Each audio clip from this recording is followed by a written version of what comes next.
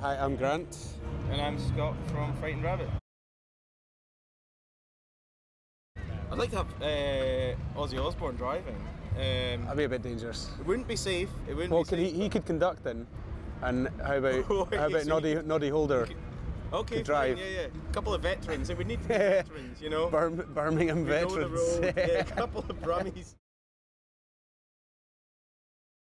I tend to watch episodes of US TV shows, really. Yeah, mostly. I don't know how much entertainment we'd need if we had Noddy Holder and Ozzy Osbourne on the bus, really.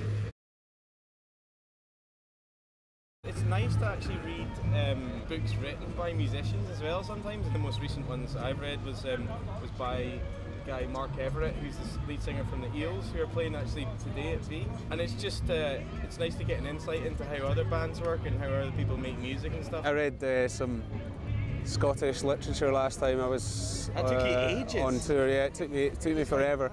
It was huge, but it was nice because it was, you know, we were away in the US, but I still had this reference to Scotland, which was really, really enjoyable. It was A Scots Quair by Lewis Grassic Gibbon. I think Old Fashioned would probably work quite well. Yeah, it's a pretty good busking song. Yeah, it's You kind of wanna- it definitely sort of sitting on bales anyway. Turn off the TV, it's killing us, we never speak. There's a radio in the corner, it's dying to make us see. So give me soft static with a human voice underneath. I'm not going to do the whole thing, I mean, that. The funny thing about travelling in a vehicle is it's often different things. You know, say if you're, it has to suit the mood. So, like big American rock songs like Bruce Springsteen really work on the road because it seems to work with the landscape and all that stuff.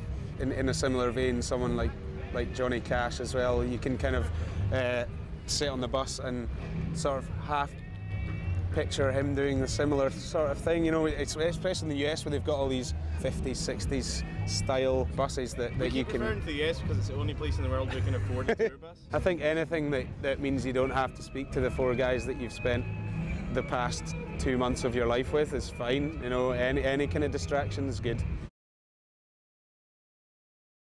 My girlfriend was on a train recently and she, it's not that funny, she was across from a guy who kept on kind of whispering and saying he was the master.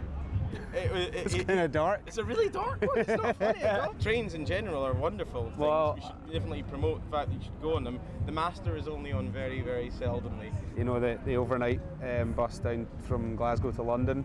The megabus they call it. The megabus they call it, yeah. And I sat, you know, it was pretty full, and I sat down next to this guy. For a start, he started snoring, which I was like, well, all right, that's, you know, it's just a bit unlucky that, but then it turns out he had a twitch like that. I was just like, right, I can handle this, but I couldn't move anywhere else, so.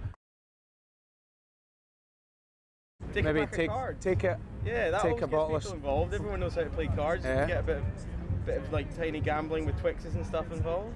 Yeah, well, Twixes on trains are worth a lot. You know, if you have to buy them in the shop, then it's £1, I think. Sometimes it's kind of like cigarettes in jail. Twixes on a train. Hi, I'm Grant from Frightened Rabbit. And I'm Scott. We're here at V, talking to Global Cool, and we would like to encourage you to go out and get trains, get buses, play cards with strangers, and bet with Twixes.